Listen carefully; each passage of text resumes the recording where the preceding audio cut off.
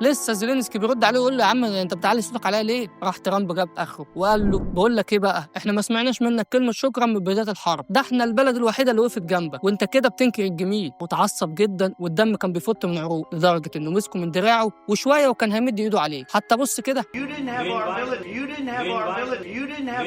زي ما شفتوا كده الراجل جاب اخره وقال له: يتوقع على اتفاقيه المعادن يا تغور في داهيه. طب ايه هي اتفاقيه المعادن اللي عمالين يتكلموا عليها دي؟ بص يا صديقي، في قاموس ترامب مفيش حاجه مجاني، معاك فلوس هيخليك تطير في الجو. واوكرانيا خدت مساعدات واسلحه في فتره حكم جو بايدن وصلت لاكتر من 350 مليار دولار، كل ده ببلاش. فترامب عايز الفلوس دي دلوقتي حالا. طب يا عم ترامب، دلوقتي البلد عباره عن خرابه اصلا واهلها هاجروا وطفشوا بسبب الحرب، وكمان بنوكها مفلسه، هيجيبوا لك فلوس منين دلوقتي عشان يسددوا اللي عليهم؟ فترامب قال لك: طب ما انا عارف، بس انا عندي حل حلو. اوكرانيا مليانه ثروات طبيعيه ومعادن نادره لحد دلوقتي محدش نقب عليها، المعادن دي بقى تلزمني. وبحسب صحيفه الجارديان المعادن اللي موجوده في ارض اوكرانيا تعتبر مكونات رئيسيه في صناعات زي التيتانيوم والالكترونيات وتوربينات الرياح والاسلحه الحديثه وغيرها كتير من الصناعات المتطوره. وزيلينسكي عشان فاهم ده فهو بيحاول يهرب من الاتفاقيه بكل الطرق. ولما ترامب فهم اللي بيعمله قام قلب عليه وشده قدام الكاميرا وسال الاعلام: بعد اللي حصل النهارده ده اتوقع امريكا هتشيل ايدها عن اوكرانيا وهتدي بوتين الضوء الاخضر